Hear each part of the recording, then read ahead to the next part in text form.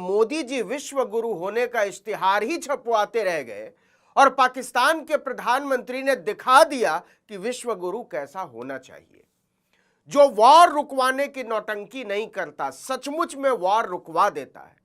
आगे बढ़ने से पहले एक विज्ञापन पर जरा गौर करें। मैंने कहा था ना, कैसी भी सिचुएशन हो मोदी जी हमें घर ले आएंगे। वॉर रुकवा दी पापा और फिर हमारी बस निकाली। यह विज्ञापन याद है आपको? याद ही होगा, ज्यादा दिन नहीं हुए हैं। यह यूक्रेन जंग के समय की बात है। पूरी दुनिया में इस एक्ट्रेस के अलावा और किसी ने नहीं माना कि मोदी एक सेकंड के लिए भी किसी देश की जंग रुकवा सकते हैं। अरे ट्रंप ने तो 70 बार कहा कि मोदी की पाकिस्तान से वॉर तो हम रुकवाते हैं, यूक्रेन की वॉर वो क्या रुकवाएंगे। लेकिन यह बात ऑफिशियल है कि पाकिस्तान ने जंग रुकवा दी है। और यह बात हवा हवाई नहीं है। डोनाल्ड ट्रंप ने यह बात सील ठप्पे के साथ लिखित में कही है। देख लीजिए व्हाइट हाउस का बयान। इसमें लिखा है, ईरान में इस समय नेतृत्व और सरकार में एकजुटता नहीं है। ऐसे वक्त में गौर कीजिएगा, पाकिस्तानी प्रधानमंत्री शहबाज शरीफ और आर्मी चीफ आसिम मुनीर ने कुछ समय तक उनसे ईरान पर हमले रोकने का अनुरोध किया है ताकि ईरान को साझा प्रस्ताव तैयार करने का समय मिल सके। ट्रंप ने आगे लिखा है, पाकिस्तानी प्रधानमंत्री और आर्मी चीफ की इस अपील को मानते हुए मैंने अमेरिकी सेना को फिलहाल हमले रोकने का आदेश दिया है। हालांकि सेना को पूरी तरह तैयार रहने को भी कहा गया है। इस दौरान ईरान पर दबाव बनाए रखने के लिए नाकेबंदी जारी रहेगी। सीज फायर तब तक जारी रहेगा जब तक ईरान अपनी ओर से ठोस और एकजुट प्रस्ताव नहीं दे देता और बातचीत पूरी नहीं हो जाती, चाहे उसका नतीजा कुछ भी निकले। और सुनिए, जैसा कि हमने कहा, कुछ भी हवा हवाई नहीं है।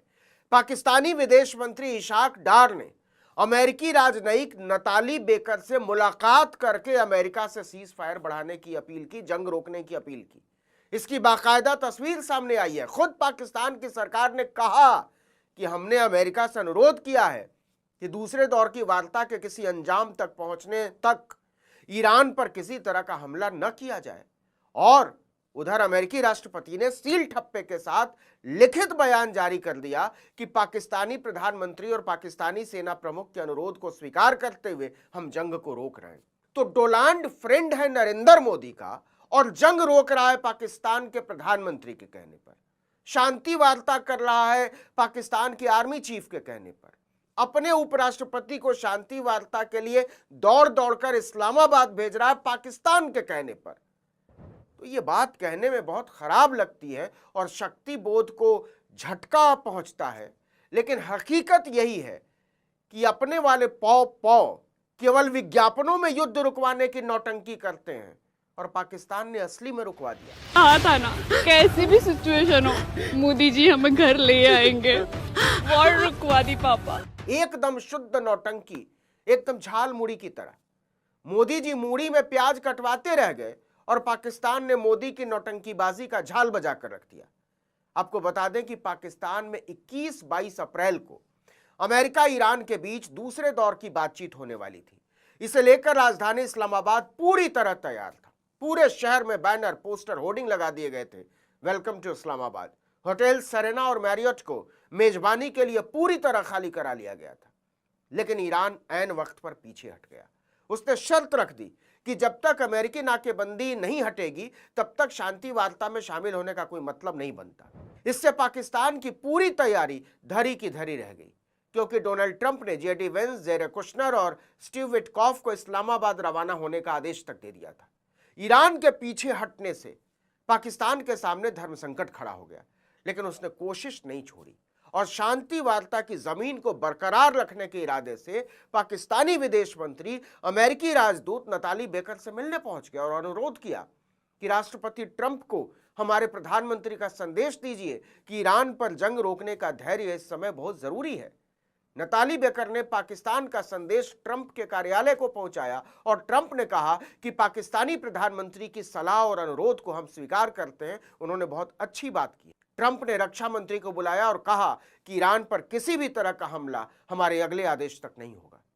इसको कहते हैं डिप्लोमेसी, कूटनीति। तो हिंदी के टीवी चैनलों के मूड़ी छाप पत्रकार बंगाल में मोदी की झाल बजा रहे थे, तब पाकिस्तान के पत्रकार अपनी सरकार से पूछ रहे थे कि ईरान के वार्ता से पीछे हटने के बाद आप क्या करने वाले हैं। तो किसी देश को दलाल बोल देने से एस जयशंकर बड़े नहीं हो जाते। हकीकत यह है कि पाकिस्तानी विदेश मंत्री इशाक डार के सामने नरेंद्र मोदी के विदेश मंत्री एस जयशंकर किसी बौने की तरह नजर आते हैं, छुट भैये की तरह। भारतीय इतिहास में ही इतने नाकारा विदेश मंत्री कम हुए हैं, बल्कि यह कहना ठीक होगा कि नहीं हुए हैं। लेकिन सवाल एस जयशंकर का नहीं है। जब प्रधानमंत्री ही गले पड़ने, विश्व नेताओं के सामने बिना कुछ जाने समझे हो करके हंसने और कूद कूद कर फोटो खिंचवाने की नौटंकी को ही विदेश नीति समझता हो, तो विदेश मंत्री नौटंकी क्यों ना करे। लेकिन अफसोस तो मीडिया की हालत का है। पाकिस्तान जैसे मुल्क से भी गया गुजरा है भारत का मीडिया, और उसमें भी हिंदी टेलीविजन मीडिया की तो पूछिए मत। उसके एंकर, संपादक, प्रोड्यूसर, मालिक सच में झालमुड़ी हैं। तो कहने का मतलब यह है कि नरेंद्र मोदी को पाकिस्तान के प्रधानमंत्री से कूटनीति सीखनी चाहिए और भारत के मीडिया को पाकिस्तान के मीडिया से पत्रकारिता। कि जब बात अंतर्राष्ट्रीय मंचों पर देश की इज्जत की हो तो आपका सलूक कैसा होना चाहिए, आपकी समझ और आपकी संवेदनाएं कैसी होनी चाहिए। आप देख लीजिए हिंदी टीवी चैनलों के एंकरों को, हर दिन पाकिस्तान का कोई ऐरा गैरा आदमी उन्हें रोज बेइज्जत करता है। कभी गोबर खाने वाला बोलता है, कभी मूत्र पीने वाला, कभी मोदी का दलाल, तो कभी कुछ और। इंडियन स्टेट ऑफ डिप्लोमेसी और इंडियन स्टेट ऑफ जर्नलिज्म दोनों की हालत एक जैसी है।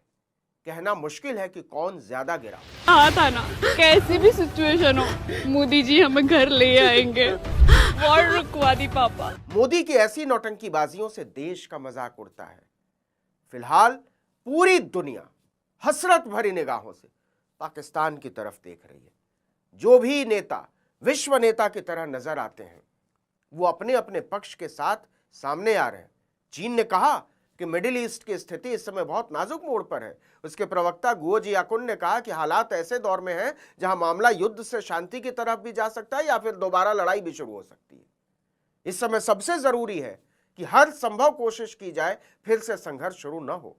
वहीं फ्रांस के राष्ट्रपति इमैनुअल मैक्रो ने होर्मुज स्ट्रेट की नाकेबंदी को अमेरिका की सरासर गलती बताया है। ब्रिटेन ने भी कहा है कि इस हालात के लिए अमेरिका जिम्मेदार है। देखिए, ईरान में शांति सबको चाहिए, होर्मुज खुला हुआ सबको चाहिए, और पाकिस्तान के अलावा दुनिया में ऐसा कोई देश नहीं है जो दोनों को वार्ता की मेज पर ला सके। उसने ऐसा करके दिखाया है। लेकिन मोदी कहां है? वो कैसे विश्व नेता हैं जो झाल मुड़ी के ठोंगे में दुबके हुए हैं? चैनलों के झाल मुड़ी छाप पत्रकारों के पास इसका जवाब न कल था, न आज है, न कल होगा।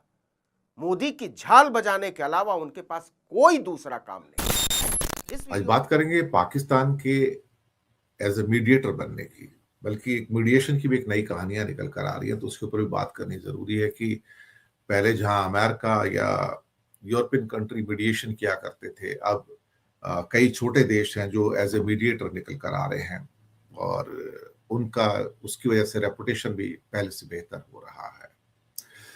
बात ये जो सारा ब्लॉकेट किए ये तो है ही है, और फिर अमेरिका इसको कितने लंबे समय तक टिक पाएगा या खींच पाएगा ये भी बात करेंगे हम के। लेकिन हाँ, इतना जरूर है कि चीजें फिलहाल बड़ी कॉम्प्लिकेटेड हैं, लेकिन हाँ कुछ प्लेयर्स हैं जो कोशिश कर रहे हैं कि दुनिया में थोड़ी सी शांति हो जाए। पहले उस मीडिएशन की बात करेंगे जिसकी आजकल काफी चर्चा है, और वो चर्चा है पाकिस्तान के मीडिएशन की। और ये मीडिएशन क्या कहता है? ये मीडिएशन अपने आप पे बहुत कुछ कहता है।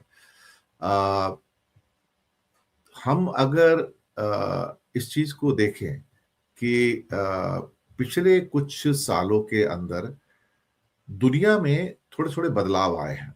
जहां पहले कई ऐसे देश हुआ करते थे जो कि मीडिएशन कराया करते थे, जिसमें अमेरिका था, यूरोप के कंट्री थे, लेकिन ऑफ लेट हमने देखा कि कतर एक बड़े मीडिएशन के रोल के अंदर उभरा पिछले कुछ सालों के अंदर। सऊदी ने भी मीडिएशन करने की कोशिश की है। टर्की और इजिप्ट, उन्होंने भी डायरेक्टली इनडायरेक्टली मीडिएशन के रोल्स में काफी बड़ा रोल निभाया है।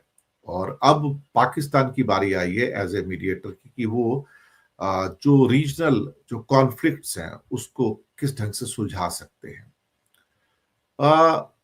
एक बदलाव तो आ रहा है कि जहां पहले बड़ी ताकतें मीडिएशन करवाती थी, क्योंकि वो ताकतवर भी होती थी, उनका पावर भी होता था, लेकिन अब जो बड़ी ताकतें नहीं है, जो मिडिल लेवल की ताकतें हैं, अब वो भी मीडिएशन के अंदर आकर दुनिया के अंदर एक रीजनल पीस लाने की कोशिश कर रहे हैं। तो ये एक इस किस्म कह सकते हैं कि मीडिएशन की दुनिया में या कॉन्फ्लिक्ट मैनेजमेंट के अंदर आप पाएंगे कि नए किस्म के प्लेयर्स अब निकल कर आ रहे हैं। यहां पर एक पर्टिकुलर एक ज्योग्राफिकल एरिया के अंदर इनका अपना एक छोटा मोटा प्रभाव तो होता ही है। हाँ, एक बात और है कि इनको जो बड़ी पावर्स होती हैं उनका सपोर्ट भी मिलता रहता है। ये इतने बड़े नहीं होते कि ये अमेरिका या यूरोप के कुछ देशों की तरह इनकी जो पहुंच हो वो कोई बहुत बड़े लेवल पे हो, लेकिन अपने छोटे लेवल पे, एक रीजनल लेवल पे, जोनल लेवल पे ये काफी क्या कहते हैं कि विश्वस्त नजर आ सकते हैं। अब ये जो थोड़े छोटी पावर्स हैं दुनिया की, ये भी एक मीडिएशन के तौर पर निकल के आ रहे हैं। इसमें खास तौर से इजिप्ट का नाम काफी निकल के आ रहा है, टर्की का नाम काफी प्रोमिनेंटली आया है, रिच नेशंस में कतर का नाम काफी निकल के आया है, नॉर्वे तो पहले से इसमें था, और अब पाकिस्तान का नाम भी इसमें निकल कर आया है। ये ऐसा क्यों करते हैं? बड़ी सिंपल सी बात है, इनके अपने इंटरेस्ट भी जुड़े रहते हैं, क्योंकि दुनिया में सबको स्टेबिलिटी चाहिए, सबको पीस चाहिए, और अगर स्टेबिलिटी और पीस इनके अपने खित्ते में, इतने अपने जोन में ना हो, या एशिया के या किसी और कॉन्टिनेंट के जोन में ना हो, तो उसमें बहुत दिक्कत हो जाती है। तो अलग अलग विषयों के ऊपर हमने देखा है कि बहुत सारे कंट्री जो है मीडिएशन के तौर पर उभरे हैं। अब चूंकि ईरान फंसा हुआ है वॉर के अंदर, तो ईरान का पड़ोसी पाकिस्तान है, तो पाकिस्तान भी चाहेगा कि मेरे पास आसपास अगर शांति रहेगी तो कम से कम मुझे भी एक स्टेबिलिटी रहेगी। अगर वहां पे इंस्टेबिलिटी आती तो पाकिस्तान में भी इंस्टेबिलिटी आती है, इसमें तो कोई संदेह वाली बात नहीं है। अब चाइना और रशिया तो अब निकल के आते नहीं एक मीडिएटर के तौर पर यहाँ पर, हालांकि पीछे से वो थोड़ा बहुत पुशअप जरूर करते हैं, लेकिन वो बड़ी जो दो पावर है वो मीडिएशन में नहीं आ रही है। अमेरिका पहले आता था, आजकल एक्टिवली नहीं आता है, यूरोप भी नहीं आ रहा है। तो छोटे कंट्रीज के लिए कॉन्फ्लिक्ट मैनेजमेंट के अंदर आगे बढ़ने की पॉसिबिलिटी निकल कर आ रही है। पाकिस्तान में काफी शिया जो एक लोगों की आबादी भी है, अब ईरान भी पूरा शिया है। इस बीच में पाकिस्तान ने जब कोशिश किया था तो दुनिया में उसको एक्सेप्टेंस मिला है, ऐसी बात नहीं है, लेकिन काफी हद तक हमने ये भी देखा है कि इंडिया के अंदर जो हॉस्टिलिटी थी खासतौर से इसको लेके वो काफी ज्यादा थी कि पाकिस्तान कैसे मीडिएशन कर सकता है। मीडिएशन करना हो तो हिंदुस्तान को करना चाहिए, जो इजराइल, अमेरिका और ईरान तीनों के साथ दोस्ती रखे हुए है, रूस के साथ भी दोस्ती, चीन के साथ भी है काफी हद तक। लेकिन इंडिया ने खुद ही अपने पैरों पे कुल्हाड़ी मारी जब जयशंकर ने कहा कि हम कोई दलाल कंट्री थोड़ी है जो हम दलाली करेंगे, बीच में बैठ के ब्रोकरिंग करेंगे, हम वो नहीं करेंगे।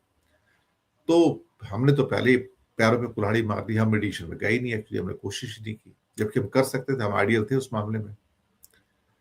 अब यहां पर खास तौर से जब पाकिस्तान ने ये मीडिएशन का रोल निभाया और आगे बढ़ने की कोशिश की तो उसको दुनिया की सपोर्ट मिली तुरंत, इसमें कोई शक वाली बात नहीं है, और उसको एक तरह से एक्सेप्टेंस मिली, और दुनिया ने भी एटलीस्ट पाकिस्तान के इस ट्रायल को एक अलग चश्मे से भी देखने की कोशिश की है।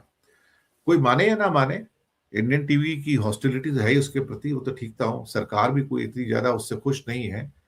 पर हाँ, एक बात तो बिल्कुल पक्की है यहाँ पर कि हाँ, पाकिस्तान को लोगों ने, कई देशों ने दूसरी नजर से देखना शुरू किया है, और उसकी विदेश नीति में एक छोटा मोटा बदलाव भी नजर आ रहा है। हालांकि इंडिया के प्रति जो उसकी हॉस्टिलिटी है वो तो चालू ही है, वो तो जारी है, वो तो बंद नहीं होने वाली है। इंडिया टीवी मीडिया और पाकिस्तान टीवी मीडिया एक दूसरे के प्रति हॉस्टाइल थे, हैं, और आगे भी रहने वाले हैं जब तक कि स्थितियां सुधर नहीं जाती हैं।